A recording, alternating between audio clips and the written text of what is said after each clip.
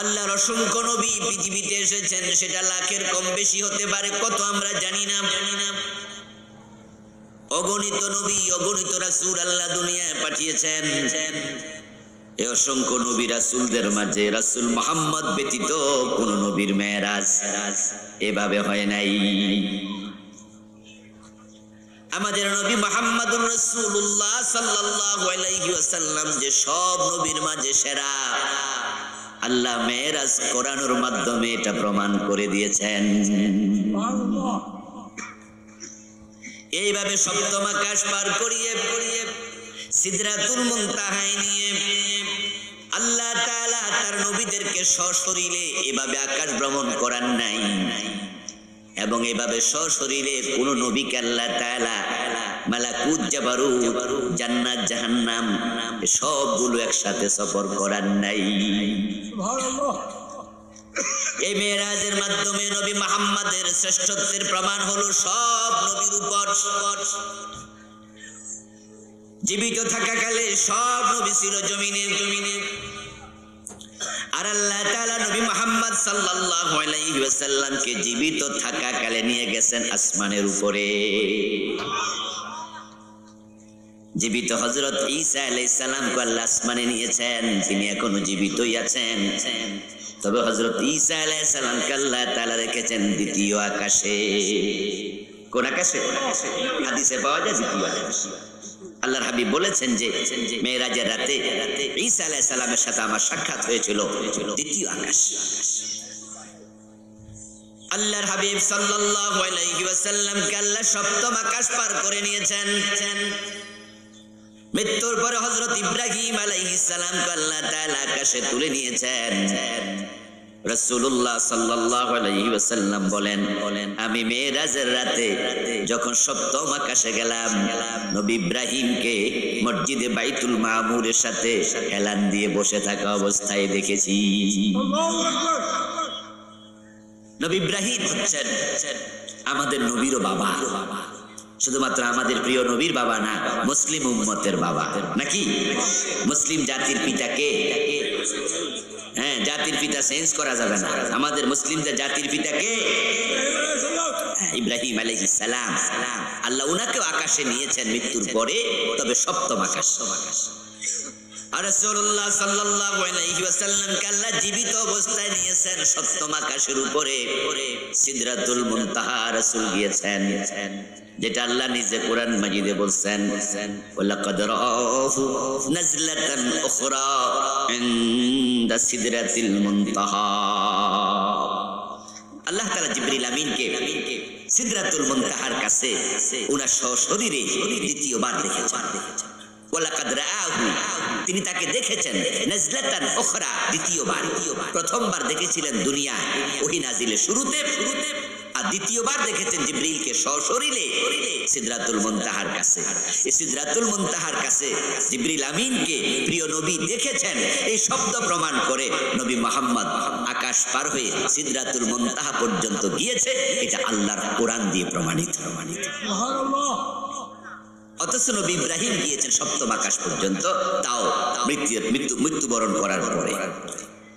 রাসূলুল্লাহ সাল্লাল্লাহু আলাইহি ওয়াসাল্লামের শ্রেষ্ঠত্বের প্রমাণে মেরাজ। এইজন্য মেরাজ নিয়ে আমাদের আলোচনা হওয়া উচিত।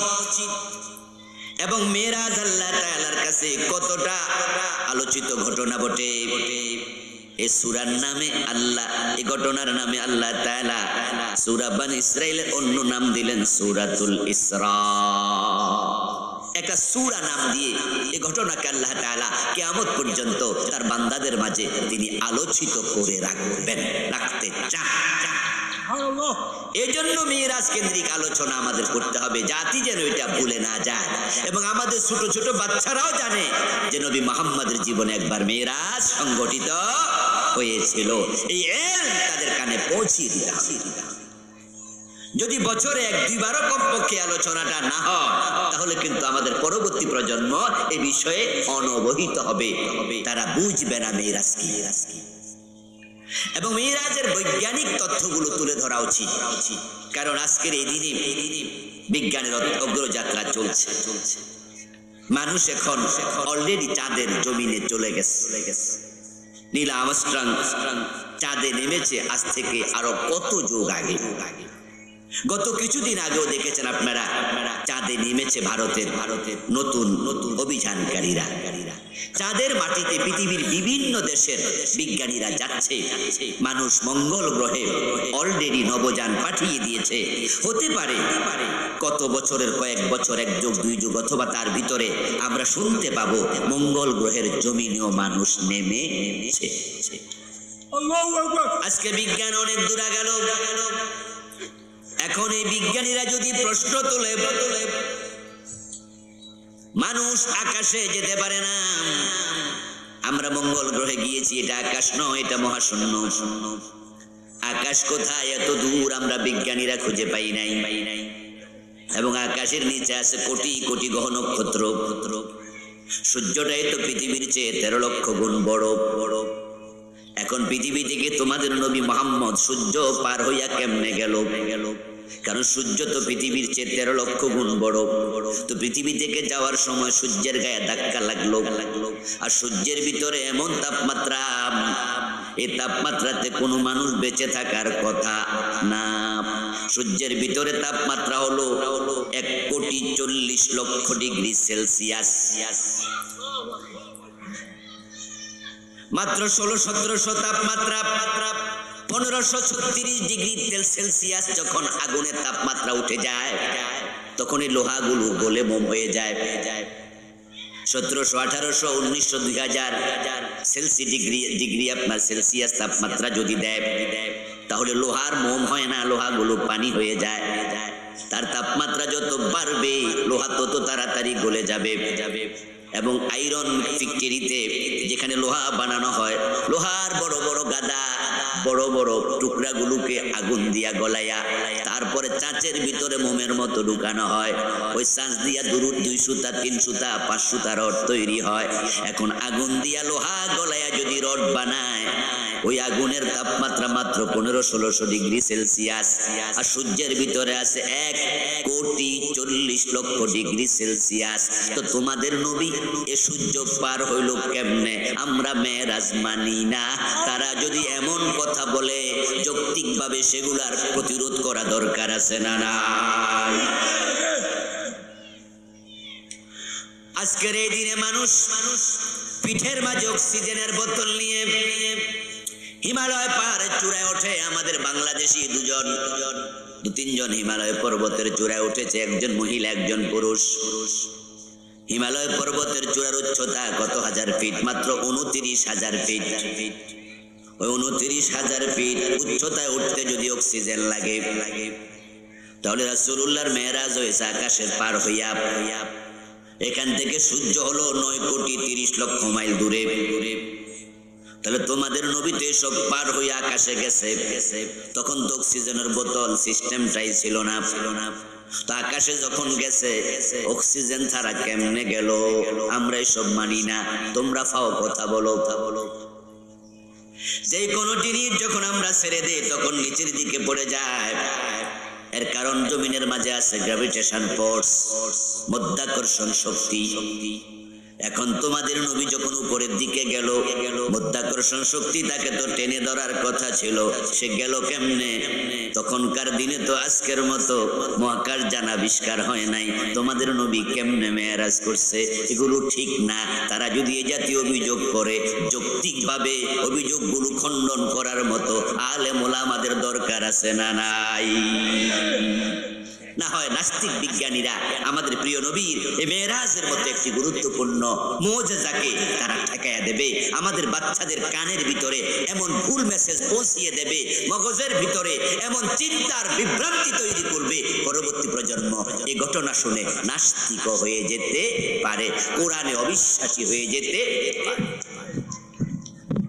এই জন্য বিজ্ঞানের যে অভিযোগগুলো সেগুলো সামনে এনে তার প্রতি উত্তর দিতে হবে। মেরাজ নিয়ে আলোচনা করে আমাদের বাচ্চাদের কাছে, পরবর্তী প্রজন্মের কাছে মেরাজের এই আলোচনা পৌঁছাতে হবে। আল্লাহ তাআলা যেই ঘটনার মাধ্যমে নবী মুহাম্মদকে সর্বশ্রেষ্ঠ নবী বানালেন সেই ঘটনা বেশি বেশি আলোচিত হওয়ার প্রয়োজন। আলহামদুলিল্লাহ আমাদের দেশে জুমার আলোচনায় আমাদের সব মসজিদে কমপক্ষে এক জুমা হলো মেরাজের কথা আপনারা শুনবেন, ওলামাগণ বলবে। একটু ঝামেলা হয়ে গেল, সেটা হচ্ছে মেরাজের ঘটনা বলতে গিয়ে একটু বাড়াবাড়ি হয়।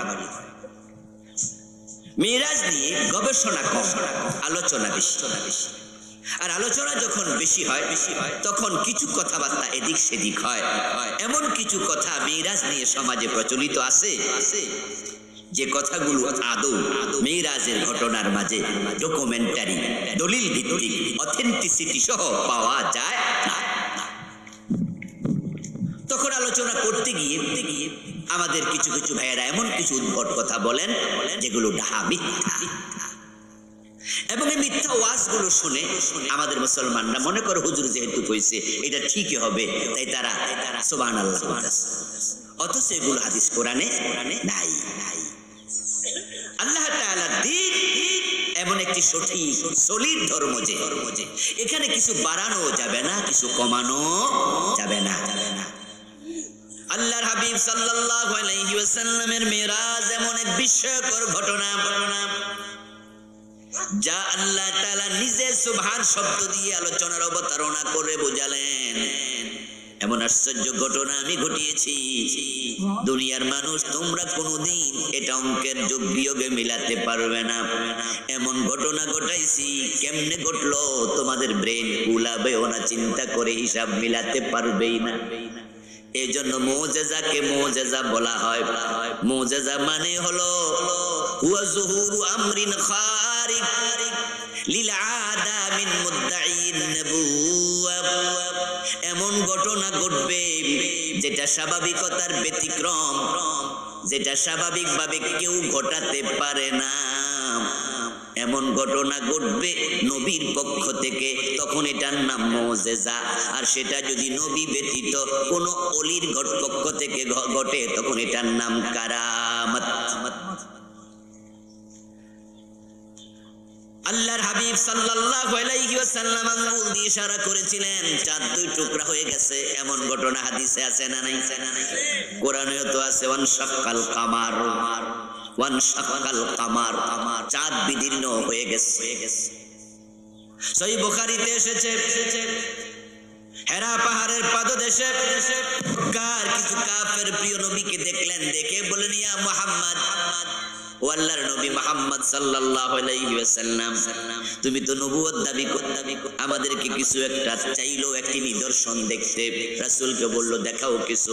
প্রিয় নবী বললেন, যদি আমি কিছু দেখাতে পারি ঈমান আনবে নাকি? তারা বলল, হ্যাঁ আমরা ঈমান আনবো, দেখাও দেখি। আল্লাহর হাবিব বললেন, আকাশের দিকে তাকাও।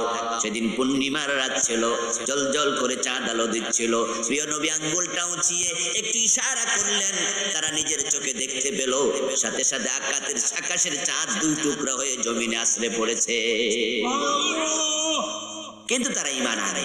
তারা বলছে, আরে বাবা রে বাবা, কত বড় জাদুঘর, যে জাদু আকাশ পর্যন্ত পৌঁছে গেল, অনেক বড় জাদুকর রে বাবা। এগুলো কপাল পড়া। এই যে প্রিয় নবীজি ইশারা করলেন, চাঁদ দুই টুকরা হয়ে গেল। আচ্ছা, দুনিয়ার অন্য কোন মানুষ কি এটা পারবে? এটাকে বলা হয় যুহুরু আমরিন খারিকিন লিল আদা, আদতের খেলা। এটা হয় না, এজন্য এগুলো বিশ্বাস করতে হয়। এখন বলুন তো, মেরাজ নামক যে ঘটনা ঘটলো, এটা কি যোগ বিয়োগ করে কোনোদিন মিলানো যাবে? এটা অসম্ভব। কারণ মেরাজ তো ঘটেছিল আকাশের উপরে, সিদরাতুল মুনতাহা তো সপ্তম আকাশের পরে। এখন দুনিয়ার বিজ্ঞানীরা তো আজ পর্যন্ত আকাশে খুঁজে পায় নাই। আকাশ যে কই আছে এটাই তো তারা জানে না। এজন্য অ্যাস্ট্রোনমি, কসমোলজি, মহাজাগতিক বিজ্ঞান নিয়ে যারা পড়ে, নাসার বিজ্ঞানী যারা আকাশ নিয়ে গবেষণা করে, জ্যোতির্বিদ যারা, তারা আকাশ বলতে রাজি নয়। তারা বলে মহাশূন্য। তারা কি বলে? মহাশূন্য, স্পেস বিশ্বাস করে, মহাশূন্য। কারণ তারা বলে আকাশ আবার কি, আমরা তো এটা পাই না এখন। আমার প্রিয় ভাইয়ারা, আজ থেকে শত শত বছর আগে মানুষ জ্যোতির্বিজ্ঞান নিয়ে লেখাপড়া করছে, কিন্তু মঙ্গল গ্রহে যেতে পারেনি মানুষ এখনো। অথচ মঙ্গল গ্রহ পৃথিবী থেকে কত দূরে, সূর্য তার কত দূরে। বিজ্ঞানীরা বলে সূর্যের চেয়ে কোটি গুণ বড় নক্ষত্র আকাশে আছে, তবে দূরত্বের কারণে সেগুলো এখন আমরা দেখতে পাই নাই। আকাশে এমন নক্ষত্র আছে বিজ্ঞানীরা এখনো খুঁজেও পায় নাই। এখন যত নক্ষত্র আছে সবগুলোর পরে হলো প্রথম আকাশ, ওইটা খুঁজে পাবে কেমনে? আমার রাসূল সবটা পার হইয়া, সপ্ত আকাশ পার হইয়া, সিদরাতুল মুনতাহা পার হইয়া সারিফে আকলাম পর্যন্ত চলে গেল। এখন বিজ্ঞানীরা খুঁজে পাবে কেমনে? খুঁজে যদি পেত, তারা যদি নিজেরাও যাইতে পারতো, এটার নাম তো মুজিজা হওয়ার কথাই ছিল না। এটা এমন এক বিস্ময়কর ঘটনা যেটা আবু বকরের মতো চোখ বন্ধ করে বিশ্বাস করতে হবে। আবু জেহেল আবু লাহাবদের মতো টাইম মিলাইয়া, সময় মিলাইয়া, ফিতা দিয়া মাইফা মক্কা থেকে মসজিদে হারাম, মসজিদ আকসার দূরত্ব কত? 1232 কিলোমিটার। তারা জানতো 765 মাইল। সেখানে যেতে তৎকালীন যুগে সময় লাগতো 40 দিন। তাফসীরে কাশফ প্রণেতা লিখছেন 40 দিন সময় লাগতো। তো যেতে যদি 40 দিন লাগে, আসতে লাগবে কতদিন? আবার 40 দিন। এটা স্ট্যান্ডার্ড একটা টাইম। কারো হয়তো 2 দিন বেশি লাগতো, কারো 2-4 দিন একটু কমও লাগতো, নির্ভর করতো তার ওটের গতির উপর। নরমালি 40 দিন যদি লাগে যেতে, 1232 কিলোমিটার দূরত্ব মসজিদ হারাম থেকে মসজিদ আকসা, আসতে লাগবে 40 দিন। মক্কার লোকেরা যখন শুনলো প্রিয় নবী গত রাতে গেছে, আবার সুবহে সাদেকের আগে চলেও আসছে, তারা তখন বলল হাউ ক্যান ইট পসিবল? 80 দিনের রাস্তা এক রাতে কেমনে আসো? বিশ্বাস করি না, বরং তুমি একজন পাগল। ইয়া আইয়ুহাল্লাযী নুযিলা আলাইহি যিকর ইন্নাকা লামাজনুন। মক্কার লোকেরা বলছো, মিয়া তুমি বলছো তোমার উপর কোরআন নাজিল হয়, জিকির নাজিল হয়, ওহী নাজিল হয়, ইন্নাকা লামাজনুন। বরং আমরা বলছি তুমি নিশ্চিত পাগল। আমরা এসব বিশ্বাস করি না, কারণ তারা হিসাব করে দেখেছে তাদের যেতে 40 দিন লাগছে। রাসূলুল্লাহ সাল্লাল্লাহু আলাইহি ওয়াসাল্লাম যাদের সামনে মেরাজের কথাটা প্রথম বললেন, তারা কেউ মুমিন ছিল না, সবগুলো ছিল কাফের। প্রিয় নবী নিজে বলেন, আমি মেরাজের রাতে মেরাজ শেষ করে সকালবেলায় মসজিদে হারামের পাশে আমি বসে আছি, এর পাশ দিয়ে আবু জেহেল যাচ্ছিল। যাওয়ার পথে সে আমাকে দেখে বলল, কি করো ভাতিজা মুহাম্মদ, আছো কেমন? ভালানি। রাসূল কয়, চাচা ভালো আছি। নতুন কোন খবর আসেনি? মানে মজা করতেছে। রাসূল যে নতুন নতুন খবর দেয়, জান্নাত আছে, জাহান্নাম আছে, আল্লাহ আছে। আল্লাহ কয়জন? সুবহানাল্লাহ, কথা বলেন না, আল্লাহ কয়জন? মক্কার লোকেরা কই কি আজীবন দেখছি 360 জন। ঠিক না? লাত তাদের খোদা, মানাত তাদের খোদা, উজ্জা তাদের খোদা, হবল তাদের খোদা, ইয়াসাব তাদের খোদা, নায়েলা তাদের খোদা, আরো মক্কার ভিতরে বাহিরে 360। এছাড়া আরো কত খোদা। আমাদের দেশে যারা হিন্দু তাদের দেবতা কত? মাশাআল্লাহ, ভালোই জানেন। 33 কোটি। তাহলে খোদা না কেডা? কারণ যদি আপনার 33 কোটি বাদ দেন, 1 কোটি জিনিস বাইর নাম বাইর করতে বলে, আপনি 1 কোটি খুঁজে পাবেন।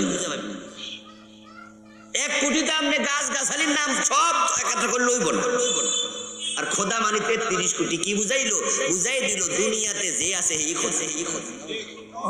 এই জন্য হিন্দুদের মাঝে পুরুষের লিঙ্গ খোদা।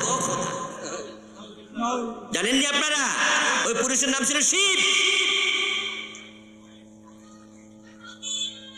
ওই শিব নাকি অসংখ্য বিয়ে করছে। কেউ কেউ বলে যে 40,000 মহিলা বিয়ে করছে।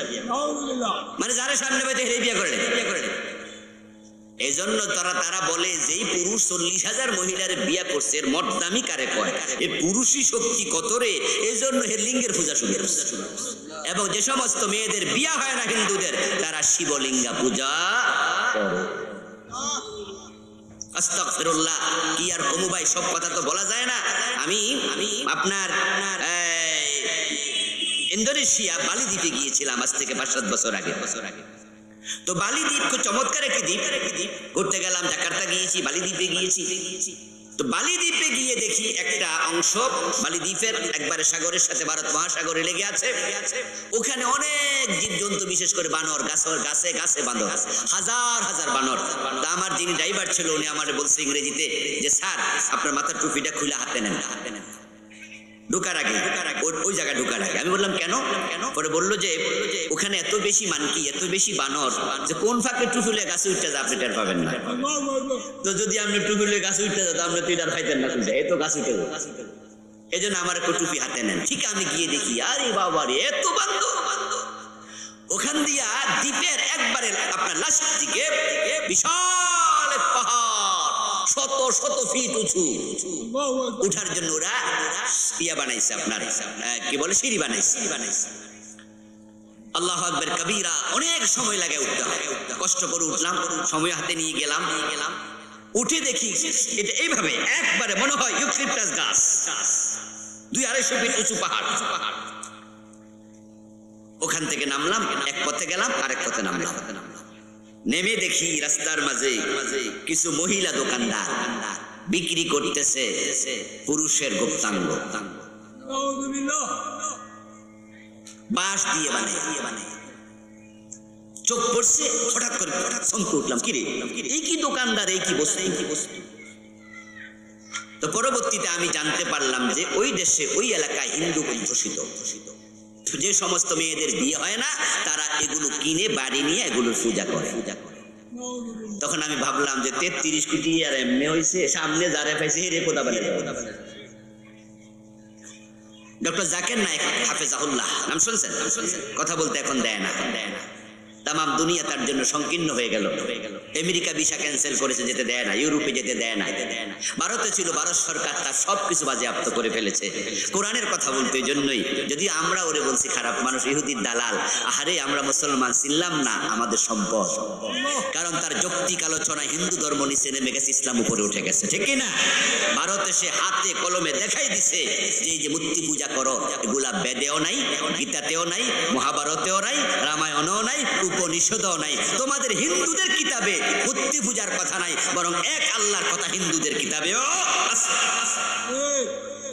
উনি যখন হিন্দু বড় বড় ওদের ঠাকুরদের সাথে এরকম সামনাসামনি ঝগড়া বিবাদ, যখন বিতর্ক হতো, ওই বিতর্কে পৃষ্ঠা নাম্বার, লাইন নাম্বার আপনারা শুনে থাকবেন তার আলোচনাগুলো।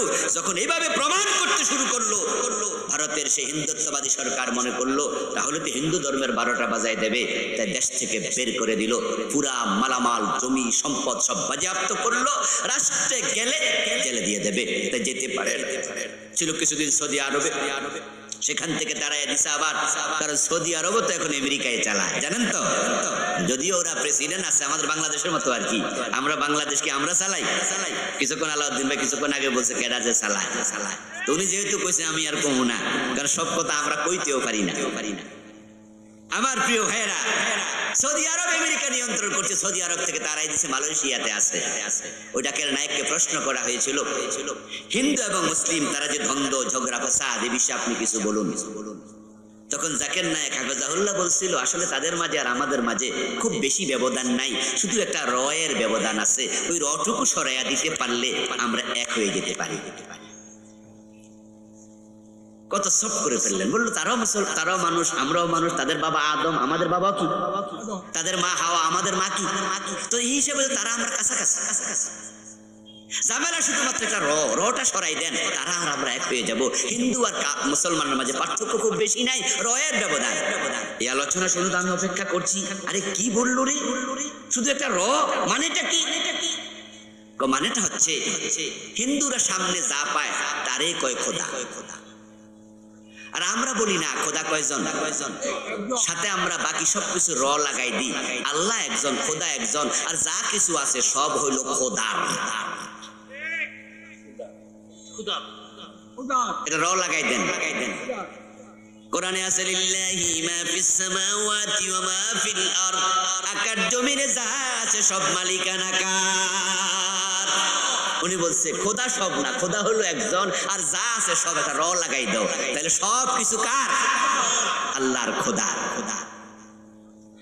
আমার প্রিয় ভাই বলছিলাম কোন প্রসঙ্গ জানি বললাম, মেরাজ কোন জায়গায়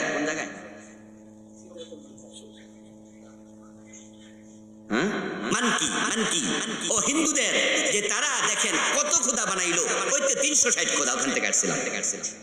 আল্লাহ রাসূল তো নতুন নতুন কথা বলে, মক্কার লোকদেরকে বলে লা ইলাহা। আল্লাহ কয়জন? আবু জেহেল কয় বলে কি আব্দুল্লাহর বেটা মুহাম্মদ, আমরা 360 জন দেখলাম আজীবন।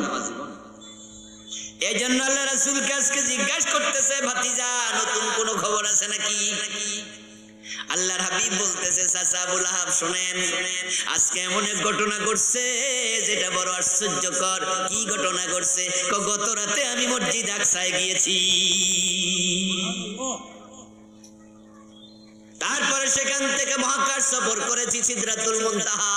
আবু জেহেল এত শোনার ধৈর্য নাই, ও কো বাতিজা থাইমা যাও, ও আকাশের কি পরে কইও গত রাতে মসজিদ আকসায় গেছো, বাইতুল মুকাদ্দাস কি? কয় হ্যাঁ। আবার সকালে আইলাইছো? ও জি চাচা, সবে সাদেকের আগে দিয়া। আল্লাহু আকবার। আবু জেহেল মনে মনে কয় এতদিন পাগল কইছি, আবু বকর বিশ্বাস করাইতে পারি নাই, আজকে এমন কাহিনী নিজে বলে আবু বকর পাগল বলবে। নাউজুবিল্লাহ। এর মাঝে বলতেছে, ও ভাতিজা যদি তোমার এই কাহিনী আমি আরো লোকদেরকে শোনাতে চাই, তুমি শোনাতে পারবে নাকি? প্রিয় নবী বললেন, কেন নয়, যা ঘটেছে সব তো আমার মনে আছে, শোনাতে পারবো না কেন? সে বাজে ভাবতেছে, আবার কিছুক্ষণ পর অস্বীকার করে নাকি, তাই সাক্ষী জোগাড় করি। আর আমি কারে কয়? সে রাসূলের সামনে দাঁড়ায়া হাতিমে কাবার পাশে সে বলা শুরু করলো, ও অমুক, ও অমুক, আসো শুনে যাও, কথা আছে। আর সে ছিল মক্কার লিডার। লোকেরা শুনছে আর দৌড়ায় আসছে। আল্লাহর হাবিব বললেন, লাম্মা কাযাবানি কুরাইশুন ফিল হিজর। হিজর মানে হাতিমে কাবা। আমি হাতিমে কাবার পাশে দাঁড়ায়া তাদেরকে শোনালাম আমি মেরাজে গেছি, তারা আমাকে মিথ্যুক মিথ্যুক বলে হাততালি দিতে শুরু করেছে। কাযাবানি, আমাকে মিথ্যুক বলল তারা। কাফেররা হিসাব মিলাচ্ছে, কেমনে সম্ভব 40 দিন 80 দিন? না না না না না, 1232 765 মাইল 1400, না, এক রাতে সম্ভব না। তৎকালীন যুগে কি হেলিকপ্টার ছিল? বিমান, প্রাইভেট কার, সাইকেল, ঠেলা গাড়ি? ওরা জানে যেতে হবে ওটে করে। ঘোড়াও তো নেওয়া যাবে না, কারণ মরুভূমিতে ঘোড়া চলে না, পানির পিপাসা মরে যাবে। মরুভূমিতে শত শত মাইল আছে, কোনো কি নাই, পানি টানি নাই, তো ঘোড়া মরে যাবে। এই জন্য ওটকে বলা হয় মরুভূমির জাহাজ, যেটা একবার পানি পান করলে 2-3 মাস চলতে পারে। সুবহানাল্লাহ। আল্লাহ তার দেহটা বানাইছে আলাদাভাবে। এই বিষয়ে কথা বললাম না, দারুণ আলোচনা ওট নিয়ে আছে, গবেষণা করলে আপনারাও পাবেন। এজন্য আফালা ইয়ানজুরুনা ইলাল ইবিলি কাইফা খুলিকাত, আল্লাহ ওটের কথাই বলেছে, এটা বিস্ময়কর এক সৃষ্টি। আমার প্রিয় ভাইয়েরা, উটে করে যাবে আসবে, 80 দিন লাগবে। গত রাতে কখন গেছো? বলে এশারের পর সালাতুল আতামা পরে আমি উম্মে হানির ঘরে ঘুমাইছি। এরপরে দেখি জিবরিল এসেছে, আমাকে তুইলা আইনা মসজিদে কাবার পাশে হাতিমে শোয়াইছে। আমার বুক ছিঁড়ে আমার কলব বের করে জমজমের পানি দিয়া ভালো করে ধুইয়া স্বর্ণের কস্তরিতে রাইখা গৈসা মাইজা আমার একটা হাসাদ ক্রোধ সব বাইর কইরা তারপর আমার কলবটা পরিচ্ছন্ন করে ভিতরে ঢুকাইয়া ফাতবাকাহু সুন্দর করে মিলাই দিছে। তারপর আমারে ওরাকে সরাইয়া নিয়ে গেছে। আবু জেহেল সবাইর কই শোনো শোনো, কান পেতে পেতে শোনো, এই কয় কি? আর একজন কয় দৌড় মার, আবু বকরকে ডাক। আবু বকরের বাড়ি গেল, ডেকে বলল তাড়াতাড়ি আসো আবু বকর, এমন ঘটনা ঘটছে, তোমার নবী কি কয় শোনো। আবু বকর সিদ্দিক রাদিয়াল্লাহু তাআলা আনহুর কিউরিওসিটি বেড়ে গেল। উনি বললেন, কি আবার আমার রাসূল কইছে? কয় নিজ কানে শোনো, আমরা কইলে এত মজা পাইবা। কাহিনীর স্বাদ নষ্ট করতাম না কইয়া তুমি নিজেই শোনো। প্রিয় নবীর কাছে আবু বকর সিদ্দিক আসলেন। অনেক লোক সেখানে জড়াইয়া হাততালি দিচ্ছে, কেউ বুক থাপড়াচ্ছে, কেউ চুল টানতাছে। এই কয় কি? এগুলা বলে কি? আশ্চর্য কথা। আস্তাগফিরুল্লাহ, সব মিথ্যা, সব মিথ্যা। আবু বকর সাথে আবু জেহেল কয়, এই সাইড দাও, সাইড দাও, আগে আবু বকর ঢুকুক, সে শুনুক ওর নবী বলে কি। আবু বকর সিদ্দিক রাদিয়াল্লাহু তাআলা আনহু উনি বিট ঠেলে সামনে গেলেন। সামনে গিয়ে যা বললেন এনি আমি বই লিখেছি আজ থেকে আরো 13-14 বছর আগে, 2010-এ লিখেছি এটা। মেরাজ নিয়ে 4 বছর গবেষণা করে বইটা আমি লিখেছি, আলহামদুলিল্লাহ। এই বই লিখতে গিয়ে আমি এই তথ্যগুলো সব জমা করছি, বিভিন্ন বই থেকে রেফারেন্স দিয়ে লিখেছি। আবু বকর সিদ্দিক রাসূলের সামনে গিয়ে ফাস্টলি বললেন, ইয়া রাসূলুল্লাহ আইনা কুনতা লাইলা قد التمستك في مكانك ولم أجدك। আবু বকর সিদ্দিক রাসূলের সামনে গিয়ে প্রথমে বললেন সালাম দিয়া, ইয়া রাসূল, আচ্ছা গত রাতে আপনি কোথায় ছিলেন? আপনি যে যে জায়গায় থাকেন আমি সব জায়গায় খুঁজেছি, গত রাতে আপনাকে পাইলাম না, কারণটা কি? সুবহানাল্লাহ পড়েন। এখনো কি মেরাজের কাহিনী শুনছে? রাসূল থেকে আবু বকর শুনেছে? কিন্তু কিছুক্ষণ আগে রাসূল তো আবু জেহেলদেরকে বলেছে গত রাতে আমি কোথায় গেছি। কথা বলে না ভাইয়া, কোথায় গেছি? তাইলে আমি মক্কায় ফিরে আসছি কখন? আতাইতু মাক্কাতা ক্বাবলা সুবহ। রাসূলুল্লাহ বলেন যে সুবহে সাদেকের একটু পূর্বে আমি ফিরে এসেছি। গেছে কখন? সালাতুল আতামা, সালাতুল ইশাকে সালাতুল আতামা বলা হয়। তৎকালীন যুগে এই টাইমে কোনো নামাজ ছিল না, কারণ নামাজ তো এসেছে মেরাজের রাতে। তবে ওই টাইমে প্রিয় নবী 2 রাকাত নফল নামাজ পড়তেন, এটাকে সালাতুল আতামা বলা হতো। এটা ওনার অভ্যাস ছিল, রাতের বেলা 2 রাকাত নামাজ পড়ে ঘুমাইতেন। তো তিনি বলছেন যে আমি রাতের বেলা আতামা পড়ে তারপরে ঘুমাইছিলাম, তারপরে জিবরিল এসে এরকম এরকম ঘটনা আমার বারে শক্কে সাদর করে টোরে আমারে নিয়ে গেছে, আমি সকাল বেলায় সুবহে সাদেকের আখ্যান দিয়ে ফিরে আসছি। এর মানে আমি গত রাতে মক্কাতে, ভাই এরা কথা আপনারা বাকিটা কওয়া লাগবে। এর মানে গত রাতে মক্কাতে আমি আল্লাহ রাসূলের কাছে আবু বকর আইসা জিগায়, হুজুর গত রাতে ছিলেন কই? খুঁজা যে পাইলাম না। কাফেররা তো এবার একজন আরেকজনের দিকে তাকায়, কি রে ঘটনা কি? বেটা কই ছিল না, এ কই খুঁজা পাইছে না, দুই দুই কত, এখন তো মিলে যাইতেছে রে। আল্লাহর হাবিব বলেন, আবু বকর গত রাতে আমাকে তুমি কিভাবে খুঁজে পাবে? আমি তো মক্কাতে ছিলাম না। সুবহানাল্লাহ। হুজুর আপনি কোথায় ছিলেন? এবার রাসূলুল্লাহ সাল্লাল্লাহু আলাইহি সাল্লাম আবু বকরকে বললেন, মিরাজের কাহিনী শোনালেন। আবু বকর সিদ্দিক আনমনে শুনলেন, একাগ্র চিত্তে শুনলেন, আন্তরিকতার সাথে শুনলেন, কান খুলে দিয়ে শুনলেন। শুনে বলেন, সাদাকতা ইয়া রাসূলুল্লাহ, হুজুর আপনি যে কাহিনী শোনালেন সব সত্য, সব সত্য। আবু জেহেলকে ভাতিজা, এই আবু বকর তুমি এসব কি কও? কেমনি কি সত্য? তুমি জানো না 40 দিন লাগে যাইতে? জানি তো।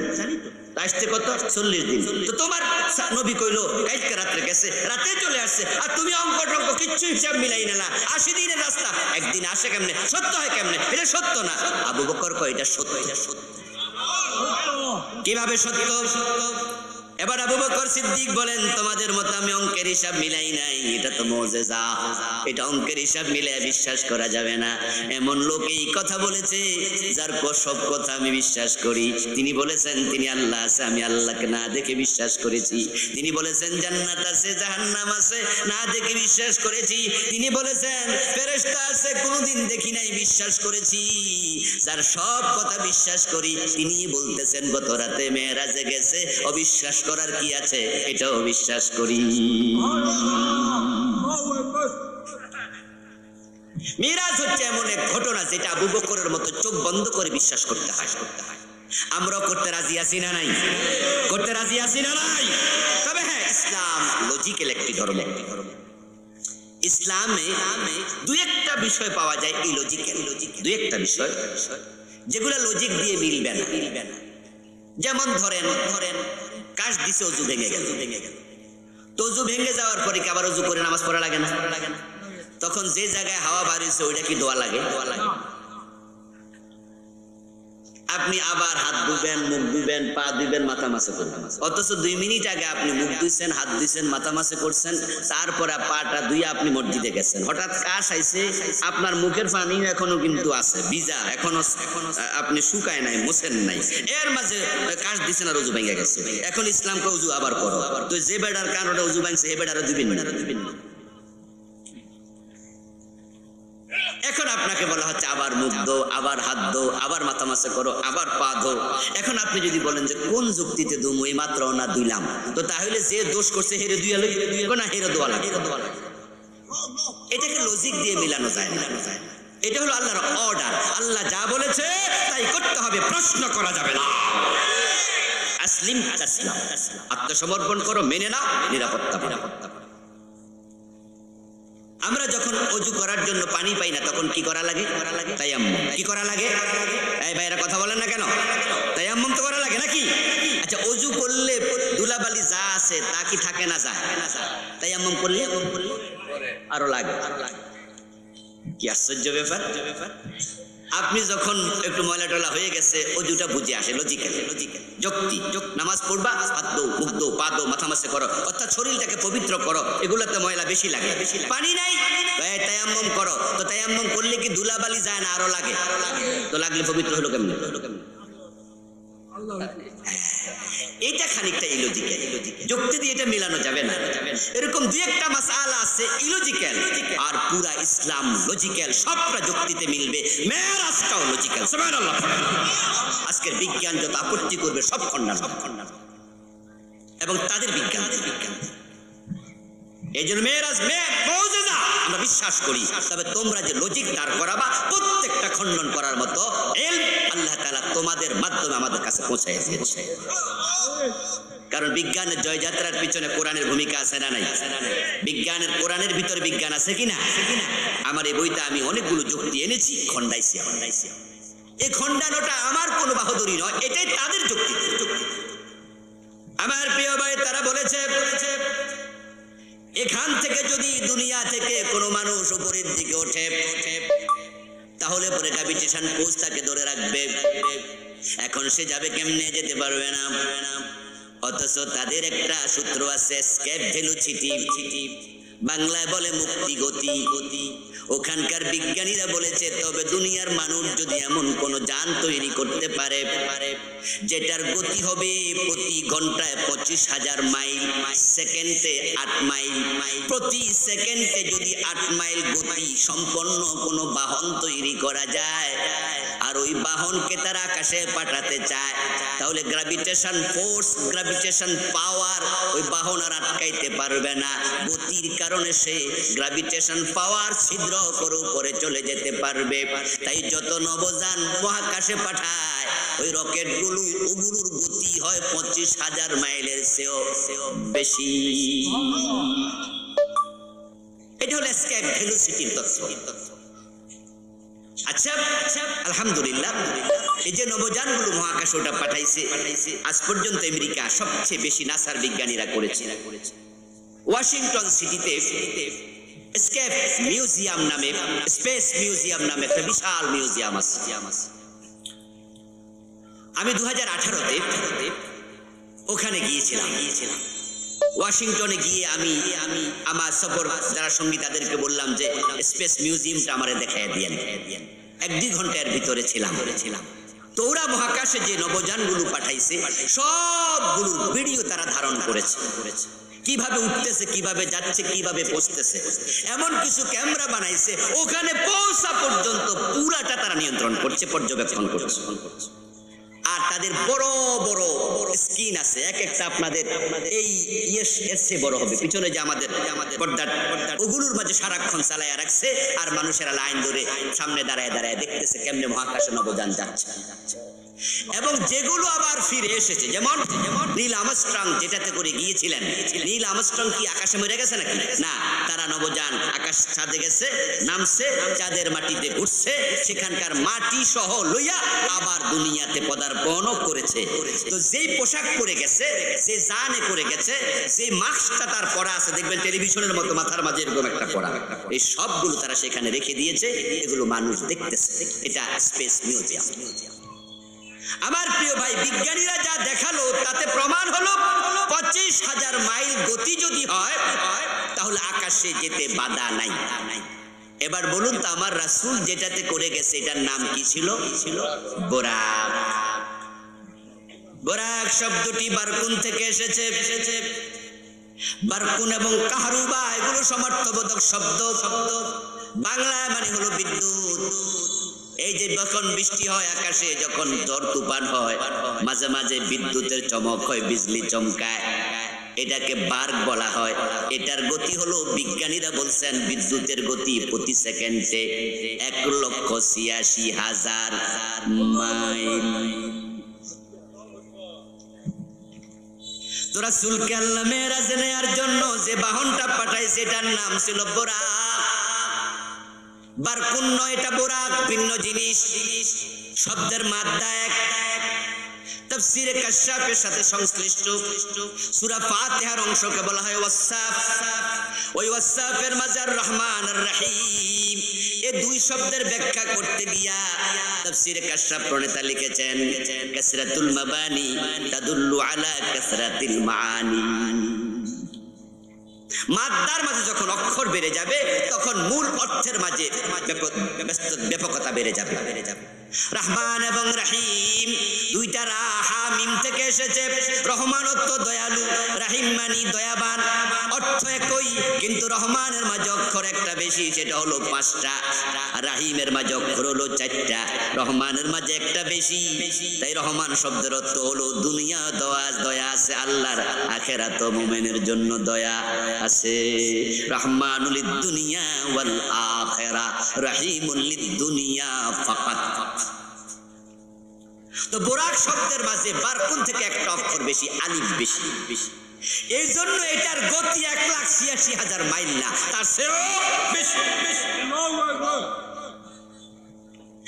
এবং মেরাজ প্রসঙ্গে যে লম্বা হাদিসটি আসছে বুখারীতে এবং মুসলিমে, এই বইটা আমি 41টা হাদিসে নিয়েছি। 41টা নতুন নতুন কাহিনী বানাইয়া মিথ্যার সংযোজন করে মেরাজের আশ্চর্যজনতা বাড়ানো দরকার নাই। যা আছে এটাতেই মাথা ঘুরে যাবে যে হাউ ক্যান ইট পসিবল, আল্লাহ কেমনে কাটবে। মিথ্যার অবতারণার কোনো প্রয়োজন নাই, কাহিনী গোজামিল দেয়া দরকার নাই। সবচেয়ে লম্বা হাদিসটা যেটা মেরাজ প্রসঙ্গে প্রিয় নবী বলছে যে আমাকে যে বোরাকে তোলা হলো সেটা দেহ ছিল এমন এমন এমন। তারপরে বলছে যে সে যখন এক কদম দেয় তার চোখের পলক যেখান পর্যন্ত পৌঁছে, একবার কদম দিলে সেখানে যাইতে পারে। এত বিজ্ঞানীরাই তো বললো 25,000 মাইল গতি হলে মহাকর্ষণ শক্তি ধরে রাখতে পারে না। এবার আপনারাই বলুন তো, যদি বোরাকের গতি 1,86,000 মাইলের চেয়ে বেশি হয় তাহলে কি মধ্যাকর্ষণ শক্তি রাসূলকে ধরে রাখতে পারবে? তাহলে ওদের যুক্তি, ওদের কথা দিয়ে তো আমরা প্রমাণ দিলাম আমার রাসূল মেরাজে গিয়েছে। সুবহানাল্লাহ পড়েন। আরো কিছু কথা প্রসঙ্গ আসতে বলবো, আসুন এবার আমার প্রিয় ভাইরা, মেরাজ নিয়ে আমরা কথা বলি। এর কারণে মেরাজের মাধ্যমে নবী মুহাম্মদুর রাসূলুল্লাহ সাল্লাল্লাহু আলাইহি ওয়াসাল্লাম সব নবীর মাঝে সেরা তার প্রমাণ আল্লাহ করেছেন। সেই বিষয়ে কথা বলতে হবে। আমি শুরুটা এখান থেকে করেছিলাম, আবার কিছু কথা বলে সেখানে ফিরে গেলাম। আমার রাসূল মেরাজে যখন যান, মসজিদ আকসা থেকে মসজিদ হারাম থেকে মসজিদ আকসা পর্যন্ত ঘটনার নাম ইসরা। সেখান থেকে আকাশ পর্যন্ত যে সফর হয়েছে সিদরাতুল মুনতাহা পার হয়ে, ওইটার নাম ছিল উরুজ, মেরাজ। এখন রাসূল ইসরার ঘটনায় যখন মসজিদ আকসায় গেলেন, সেখানে গিয়ে দেখেন আল্লাহর সব নবী হাজির রয়েছে। আল্লাহ সব নবীকে সেখানে হাজির করে দিলেন। এ বিষয়ে হাদিসের একটু ভিন্নতা পাওয়া যায়। রাসূল ফেরার পথে সব নবীকে বিদায় দেওয়ার জন্য আল্লাহ মসজিদ আকসা পর্যন্ত পৌঁছালেন। দুটা রিওয়ায়াত ভিন্ন ভিন্ন পাওয়া যায়, কিন্তু নবীরা সবাই ছিল। দুই রিওয়ায়াতে একই কথা আছে, হতে পারে যাওয়ার পথে, হতে পারে বিদায়ের পথে। আল্লাহর হাবিব বলছেন সব নবী উপস্থিত। কেউ একজন আযান দিলেন, ফজরের সময় হলো। কেউ বলেন নফল নামাজ পড়েছেন, কেউ বলেছেন ফজরের নামাজই পড়েছেন। তবে ফজরের নামাজের আগেই তো রাসূল মক্কায় ফিরে আসছে। এই শব্দ দিয়ে বোঝা যায় এটা ফজরের মূল নামাজ ছিল না, 2 রাকাত নামাজ হয়তো নফল রাসূল সেখানে পড়েছেন। কেউ একজন আযানও দিয়েছেন। তারপরে এবার কে সামনে যাবে, কে ইমামতি করবে? সব নবী তো হাজির, অপেক্ষায় আছেন। হয়তো মনে মনে আদম নবী ভাবেন ইব্রাহিম যাবে, ইব্রাহিম নবী ভাবে ঈসা নবী যাবে, ঈসা হয়তো ভেবেছেন মুসা নবী যাবে, নবী মুহাম্মদ ভেবেছেন তারা আমার আগে দুনিয়া এসেছে, তারা কেউ হয়তো ইমামতির জায়গায় দাঁড়াবে, তাই কেউ সামনে যায় না। জিবরিল আমিন হঠাৎ করে রাসূলুল্লাহর হাতে ধরে বলেন, আমার আল্লাহ আমারে বলেছে ইমামের জায়গায় যেন আপনাকে দাঁড় করাইয়া দেই। জিবরিল আমিন প্রিয় নবীকে ইমামের জায়গায় দাঁড় করাইয়া দিলেন। 2 রাকাত নামাজ বিশ্বনবী সব নবীদের ইমাম হয়ে পড়লেন। এই জন্য আমরা ওনাকে বলি ইমামুল মুরসালিন। সুবহানাল্লাহ পড়েন।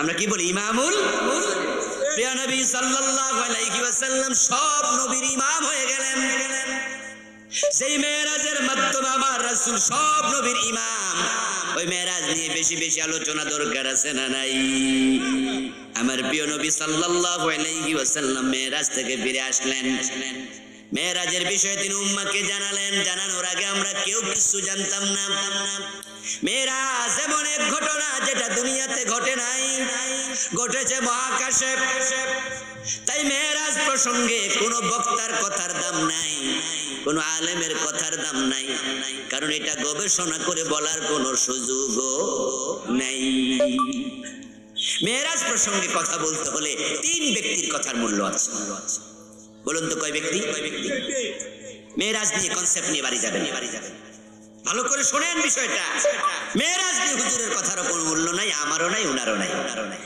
ইমাম বুখারীর কথারও দাম নাই ইমাম আবু হানিফার কথার এখানে কোনো মূল্য থাকবে না কারণ এটা মাসআলা না ইজতিহাদ করে বলে দেবে বিষয়টা তেমন না এটা সবটা হচ্ছে একটা সফর ভ্রমণ কাহিনী তিন ব্যক্তির কথা মেরাজ শেষ একজন হলো আল্লাহ নিজে কারণ মেরাজের কাজ ঘটাইছে কে মাশাআল্লাহ সব জোরে বলেন কে তাহলে মেরাজ নিয়ে আল্লাহ কথা বলবেন যে আমি এই কাজ ঘটাইছি যেমন আল্লাহ তাআলা বলছেন লিনুরিয়াহু মিন আয়াতিনা সুবহানাল্লাযী ইয়াসরা বিআবদিহি লাইলাম মিনাল মাসজিদিল হারাম পুত পবিত্র সে আল্লাহ যিনি তার বান্দাকে রাতের বেলায় সফর করাইছে মসজিদ হারাম থেকে ইলাল মসজিদিল আকসা মসজিদ আকসা পর্যন্ত বারাকনা হাওলাহু এবং রাস্তাটাকে আমি বরকতময় করেছি তার চতুষ্পাদ আমি বরকতময় করেছি এরপরে আল্লাহ বলে কেন সফর করাইছি শোনো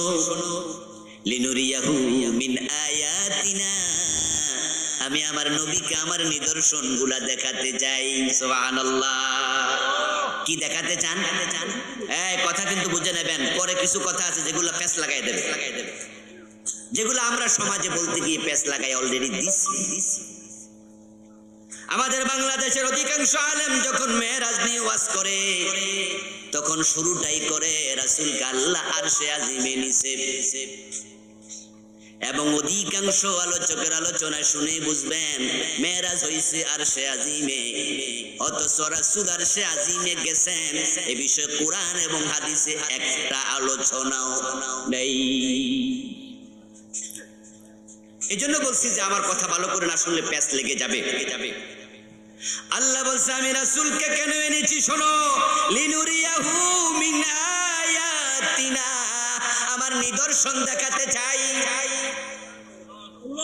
আমাদের দেশের লোকেরা যখন আলোচনা করে ওয়াজ করে আপনারা অনেকে হয়তো করেছেন জীবনে যে রাসূল আল্লাহর খুব কাছে চলে গেছে মাঝখানে ব্যবধান ছিল সামান্য সুম্মা দানা ফাতাদাল্লা ফাকানা কাবা কাউসাইনি আও আদনা ধনুকের দুই মাথা যেমন ব্যবধান থাকে সামান্য এত কাছে চলে গেছে এই আয়াতকে সব মুফাসসিররা বাংলাদেশে যারা আলোচনা করে শতকরা 95 বলা চলে তারা কয় আল্লাহর কাছে রাসূল চলে গেছে অথচ তাফসীর নিয়ে আমি অনেকগুলো তাফসীর এখানে উদ্ধৃতি এনেছি সব মুফাসসিররা বলছে এটা রাসূলের সাথে নয় এটা রাসূল জিবরিলের সাথে কাছাকাছি হয়েছে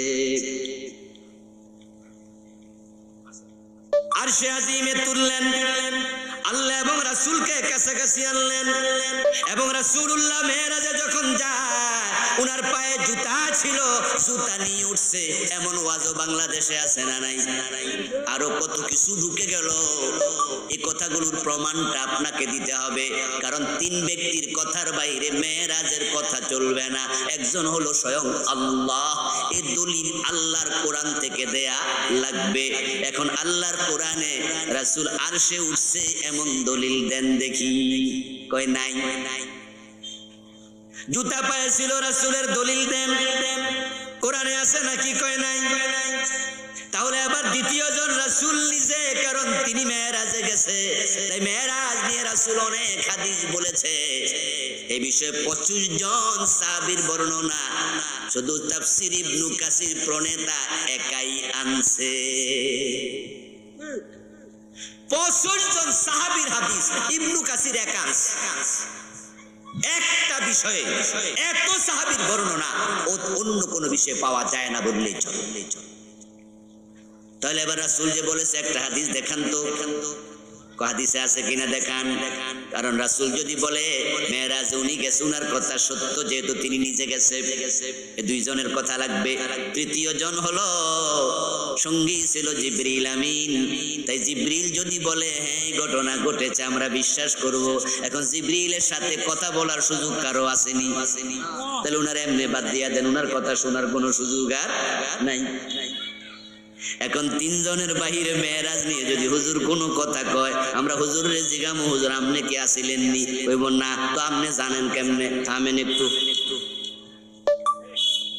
তমুক হুজুর বলেছে, তমুক হুজুর বলেছে, মেরাজ নিয়ে কোন হুজুরের কথার দাম নাই, হয়তো কোরআন অথবা হাদিস থেকে বলতে হবে। এখন কোরআন হাদিস থেকে বলতে যায়া আজগুবি ঘটনাগুলো লুকিয়ে দেয়া হচ্ছে। রাসূলুল্লাহ সাল্লাল্লাহু আলাইহি ওয়াসাল্লাম মেরাজে গেলেন, আরশে আজিমে উঠলেন, জুতা পায়ে ছিল, আল্লাহর পাশাপাশি কথা বললেন। এই দলিল সামনে এনে আমাদের দেশের বেদাতি গোষ্ঠী তারা প্রমাণ করে দেয় রাসূল নূরের সৃষ্টি। তারা বলতে চায় রাসূল সাধারণ কোনো নূর না, কারণ ফেরেশতা জিবরিল আমিনও যাইতে পারে নাই। রাসূলুল্লাহ বলেছেন, তারা বলতেছে হাদিস, যখন জিবরিল আমিন নির্ধারিত জায়গায় গেল, রাসূল বলেন চলেন আমার সাথে। সিদরাতুল মুনতাহা পার হইয়া জিবরিল বলল না যাইতে পারবো না। লাউ তাকাদ্দামতু খাতওয়াতান লা তারিকান্না, যদি এক কদম সামনে যাই আমি জ্বলে পুড়ে ছাই হয়ে যাব। ও নবী আপনি যান, আপনি। এবার রাসূল একা একা চলে গেছে। এই বেদাতি বন্ডগুলো বলে দেখো জিবরাইল নূরের তৈরি, আমার রাসূল নূরের তৈরি, কিন্তু জিবরাইল যাইতে পারে নাই, কারণ এটা হলো খালকি নূর, আল্লাহর তৈরি করা নূর। আমার রাসূল চলে গেছে, জ্বলে নাই, পড়ে নাই, কারণ রাসূল হলো আল্লাহর জাতি নূর, আল্লাহরই অংশ।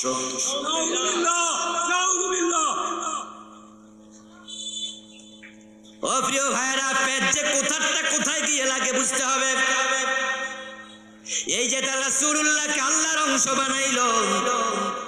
আমাদের এলাকায় একজন পীর ছিল, তার নাম, উনি মারা গেছেন, নামটা নাই বললাম। আমরা বলতাম ডক্টর আহমদ গয়ম। আসলে গয়ম না, মজা করে বলতাম। গয়মের একটা বাংলা শুদ্ধ শব্দ আছে, এটাই ছিল তার নাম। তো উনি যখন মাহফিলে যেতেন তখন মোমবাতি লইয়া যেতেন, মোমবাতি পাবলিকের সামনে বসায়া তারপরে আগুন লাগাইতেন, আগুন লাগাই আবার মোমবাতি জ্বলে। উনি আবার ওয়াজ শুরু করতেন, ওয়াজের মাঝে বলতেন আমার আল্লাহ যখন রাসূলকে বানাতে চাইলেন তখন তিনি তার বুক বরাবর একটা খামসি মারলেন, খামসি দিয়া এক কবজা এক মুঠ নূর নিলেন, নিজের অংশ নিলেন, নিয়ে বললেন কুন মুহাম্মদ। তখন রাসূল হয়ে গেল, রাসূল আল্লাহর অংশ। এবার লোকদেরকে বলতো রাসূল যে আল্লাহর অংশ, তার প্রমাণ কি? তার প্রমাণ হলো মেরাজ।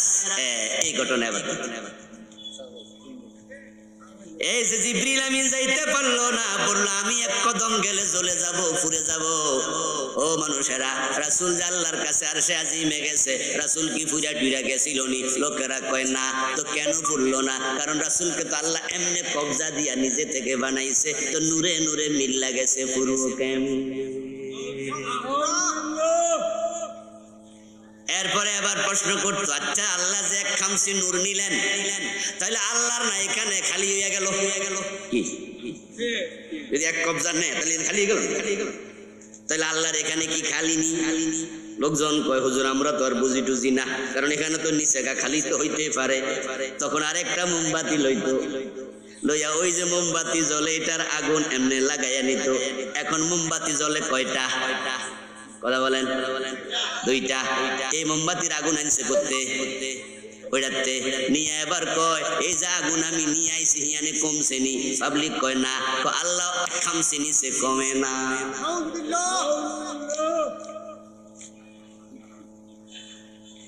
ও প্রিয় ভাইয়েরা, দেখেন এই জন্য প্রখ্যাত মুহাদ্দিস আব্দুল্লাহ ইবনে সিদ্দিক আল উমারি রাহিমাহুল্লাহ বলছেন ওমিনাল গুলুইল মাযমুম আয়দা জামুহু মান্নান নবী সাল্লাল্লাহু আলাইহি ওয়াসাল্লাম লাম্মা বালাগা সিদরাতাল মুনতাহা তাআখারা জিবরিল ওয়া ক্বালা তাকাদ্দামতু খাতওয়াতান লা তারিকান্না হাদা কিযবুন কাবীর। একটা ঘটনা তোমরা মেরাজে বানাইছো। জিবরিল আমিন সিদরাতুল মুনতাহায় গিয়া বলছে রাসূল আমি আর সামনে যেতে পারবো না, এই ঘটনাটাই মিথ্যা। হাদা কিযবুন কাবীর। والواقع أن جبريل عليه السلام لم يفارق النبي تلك الليلة لحظة واحدة। বরং বাস্তবতা হলো ওই দিনের ঘটনায় জিবরিল আমিন রাসূলকে মক্কা থেকে নিছে, আবার মক্কা আসা পর্যন্ত এক সেকেন্ডের জন্য জিবরিল আলাদা হন নাই, সর্বক্ষণ রাসূলের সফর সঙ্গী ছিলেন। কানা মাহু ফি সিদরাতিল মুনতাহা ওয়া গায়রিহা, সিদরাতুল মুনতাহাও ছিলেন, অন্য জায়গায় রাসূলের সাথে ছিলেন। লিখেছেন, আমি যে উদ্ধৃতি দিলাম বইয়ের নাম মাদিহুর রাসূলিল আযম আল বুসিরির লেখা। আমাদের আব্দুল মালিক কওমি অঙ্গনের বড় মাপের বর্তমান যুগের একজন বাংলাদেশি আলেম, আমাদের মাওলানা মুহাদ্দিস আব্দুল মালিক হাফেজাহুল্লাহ, উনি একটি বই লিখেছেন, বইয়ের নাম প্রচলিত জাল হাদিস। ওই বইতেও তিনি এর উদ্ধৃতি দিয়েছেন। যে কাহিনী বাংলাদেশের লোকেরা সবচেয়ে বেশি জানে, জিবরিল যাইতে পারে না, রাসূল গেছে গা। এই দুইজন বড় আলেম কয় এই জাতীয় কোন হাদিসই রাসূলুল্লাহ সাল্লাল্লাহু আলাইহি ওয়াসাল্লামের নামে মিরাজ প্রসঙ্গ অসংখ্য জাল ঘটনা ঢুকাইছে মানুষ। তার মাঝে আরেকটা জাল ঘটনা হলো আল্লাহর হাবিব সাল্লাল্লাহু আলাইহি ওয়াসাল্লাম মিরাজের রাতে আল্লাহর কাছে যখন গেছেন, তখন আল্লাহ তাআলার আরশ বলেছে আমরা রাসূলের পায়ের জুতার ধুলির জন্য অপেক্ষা করছি। রাসূল জুতা খুলতে চাইছে, আল্লাহ কে খুলিয়েন না। এমন ঘটনা কি শুনছেন? হাদা কিযবুন কাবীর, একবারে নিকৃষ্ট মিথ্যাচার। তাহলে মেরাজের রাতে রাসূল কোথায় গেল? হাদিসে যেটা পাওয়া যায়, রাসূলুল্লাহ সাল্লাল্লাহু আলাইহি ওয়াসাল্লাম মেরাজের রাতে সিদরাতুল মুনতাহা পর্যন্ত গেল, কোরআনে আছে। তারপর উপরে যেখানে গেল ওটার নাম হলো শরীফুল আকলাম। হাদিসে রাসূল বলেন আমাকে জিবরিল আমিন সাথে করে এমন জায়গায় নিল যেখানে যাওয়ার পরে আমার কানে খসখস খসখস শব্দ আসতেছিল, আমার কানে আওয়াজ আসছিল খসখস খসখস শব্দ। তখন আমি জিবরিলকে জিজ্ঞাসা করলাম, ভাই জিবরিল এগুলো কিসের শব্দ? এই উঠতেছেন কেন? কি কাহিনী মজা লাগছে না? এলেন তো এগুলো, এলেন শুনেন, এগুলো বুঝতে হবে। জিবরিল আমিন রাসূলকে বলছে হুজুর আপনার কানে যে আওয়াজ আসছে এগুলো হলো তাকদীর লিখার শব্দ। কে লিখার শব্দ? ফেরেশতারা আল্লাহর আদেশে কুল্লা ইয়াউমিন হুয়া ফি শান, অলওয়েজ আল্লাহ তাআলা কোন না কোন কাজ করছেন, তার আদেশে ফকির ধনী হয়, ধনী ফকির হয়, রাজা বাদশা জেলখানার কয়েদি হয়, আবার জেলখানার কয়েদি মুক্তিপ্রাপ্ত হইয়া বাদশা হয়ে যায়। ফেরেশতারা এগুলো লিখতেছে। আল্লাহর হাবিবের যাওয়ার সর্বশেষ মাকামের নাম মাওদাউ শরীফিল আকলাম। রাসূলুল্লাহ সাল্লাল্লাহু আলাইহি ওয়াসাল্লাম গেলেন আকাশে, জিবরিল আমিন যাইতে পারল না। এটাই যদি বাস্তবতা হতো তাহলে আরশে আজিম কাঁধে নিয়ে দাঁড়ায় আছেন যে ফেরেশতারা, ওই ফেরেশতারা কেন জ্বলল না? কোরআনে আছে আল্লাযীনা ইয়াহমিলুনাল আরশা ওয়া মান হাওলাহু ইউসাব্বিহুনা বিহামদি রাব্বিহিম, যারা আরশ কাঁধে নিয়ে দাঁড়িয়ে আছে এবং আরশের চারপাশে যারা দাঁড়িয়ে আছে তারা আল্লাহর তাসবিহ পড়তেছে। ইয়াহমিলু আরশা রাব্বিকা ফাওকাহুম ইয়াওমাইযিন সামানিয়া, ও নবী আরশ বহনকারী ফেরেশতার সংখ্যা হলো 8 জন। 8 জন ফেরেশতা আল্লাহর আরশ কাঁধে নিয়ে দাঁড়ায় আছে। এবার বলুন তো ফেরেশতাদের নেতা কি? অন্য কোন ফেরেশতা না, জিবরিল আমিন। মিকাইল কি ফেরেশতাদের নেতা?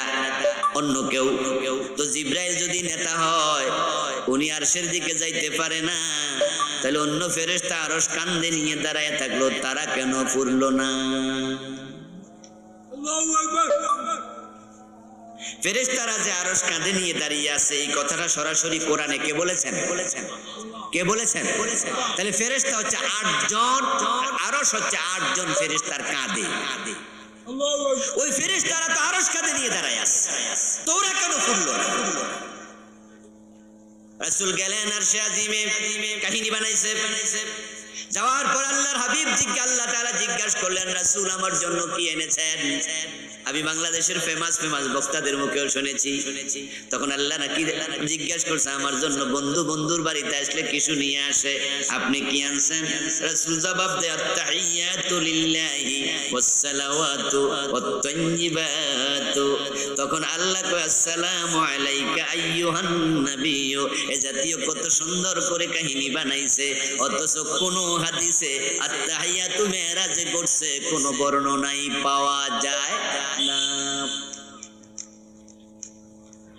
এই মেরাজ আত-তাহিয়াতু ওখানে ঘটছে, কোন বর্ণনায় নাই। আমার বন্ধু এই কথা আমি কোত্থেকে লিখলাম? আমি তো ছোট মানুষ, আমি কেমনে জানি? আমাদের বাংলাদেশের প্রকাশ্য হাদিস, আপনার অত্যন্ত বিজ্ঞ পরিচিত হাদিস বেত্তা যিনি চলে গেছেন আমাদের মাঝ থেকে, ডক্টর আব্দুল্লাহ জাহাঙ্গীর রাহিমাহুল্লাহ, নাম শুনেছেন? উনার লেখা বই আছে হাদিসের নামে জালিয়াতি।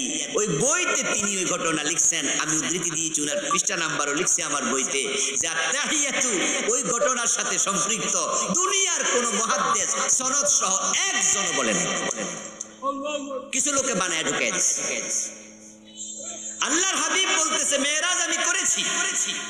শুরু হলো আতামার সালাতের পরে, ফিরে আসলাম আমি সুবহে সাদেকের সময়।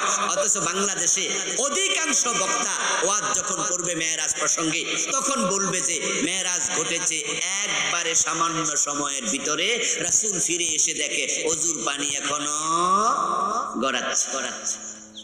এই ওয়াজ কি শুনেছেন? দরজার কড়া এখনো নড়তেছে। রাসূল যে বিছানায় শুয়েছিলেন, সে বিছানা হাত দিয়া দেখে এখনো ঠান্ডা হয় নাই, মুহূর্তের ভিতরে নাকি ঘটে গেছে। অথচ রাসূল বলে, আতাইতু বাক্কাতা কাবলা সুবহি, আমি সুবহে সাদেকের সময় এসেছি। তাহলে বোঝা গেল মেরাজের আলোচনার ভিতরে কিছু বানোয়াটি কাহিনী ঢুকে গেছে। আমার খতিব ভাইয়েরা, বিভিন্ন মাসাজিদের আইম্মায়ে কেরাম, উলামায়ে হযরত, বক্তা ভাইয়েরা, আল্লাহর হাবিবের 41টা হাদিস আমি আনছি।